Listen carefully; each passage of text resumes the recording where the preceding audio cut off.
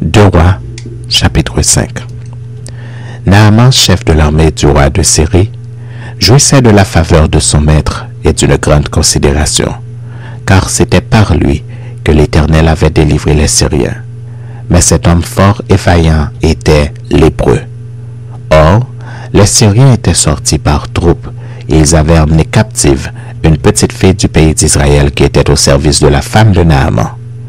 Et elle dit à sa maîtresse, « Oh, si mon Seigneur était auprès du prophète qui est à Samarie, le prophète le guérirait de sa lèpre. » Naaman alla dire à son maître, « La jeune fille du pays d'Israël a parlé de telle et telle manière. » Et le roi de Syrie dit, « Va, rends-toi à Samarie, et j'enverrai une lettre au roi d'Israël. » Il partit, prenant avec lui 10 talents d'argent, 6000 cycles d'or et 10 vêtements de rechange. Il porta au roi d'Israël la lettre où il était dit, « Maintenant, quand cette lettre te sera parvenue, tu sauras que je t'envoie Naaman mon serviteur, afin que tu le guérisses de sa lèpre. » Après avoir lu la lettre, le roi d'Israël déchira ses vêtements et dit, « Suis-je un Dieu pour faire mourir et pour faire vivre, qu'il s'adresse à moi afin que je guérisse un homme de sa lèpre? Sachez donc et comprenez qu'il cherche une occasion de dispute avec moi. » Lorsqu'Élisée, homme de Dieu, apprit que le roi d'Israël avait déchiré ses vêtements, il envoya dire au roi, « Pourquoi as-tu déchiré tes vêtements? Laisse-le venir à moi et il saura qu'il y a un prophète en Israël. » Naaman vint avec ses chevaux et son char, et il s'arrêta à la porte de la maison d'Élisée. Élisée lui fit dire par un messager, « Va, et lave-toi 7 fois dans le Jourdain. Ta chair deviendra saine et tu seras pur. » Naaman fut irrité, et il s'en alla en disant, « Voici, je me disais, il sortira vers moi, il se présentera lui-même, il invoquera le nom de l'Éternel son Dieu, il agitera sa main sur la place et guérira le lépreux.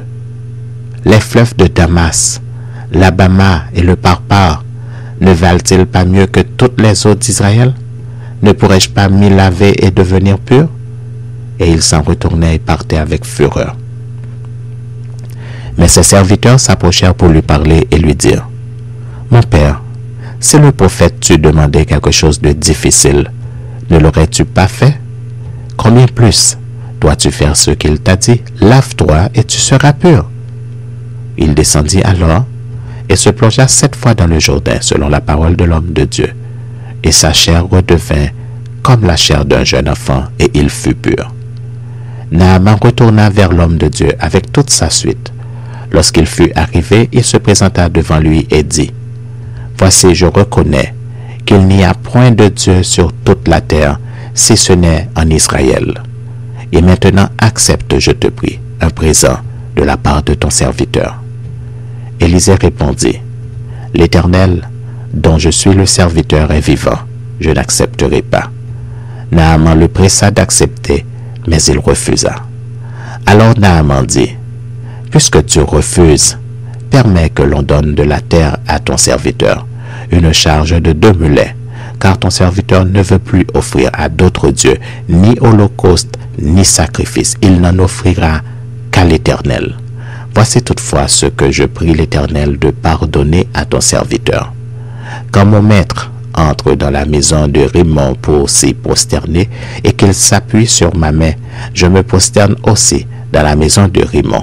Veuille l'Éternel pardonner à ton serviteur lorsque je me prosternerai dans la maison de Rimon. » Élisée lui dit, « Va en paix. » Lorsque Naaman eut quitté Élisée et qu'il fut à une certaine distance, Géasi, serviteur d'Élisée, homme de Dieu, se dit en lui-même, « Voici mon maître a ménagé Naaman ce Syrien en n'acceptant pas de sa main ce qu'il avait apporté.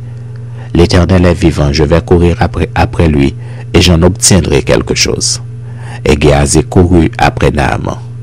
Naaman, le voyant courir après lui, descendit de son char pour aller à sa rencontre et dit, « Tout va-t-il bien? » Il répondit, « Tout va bien.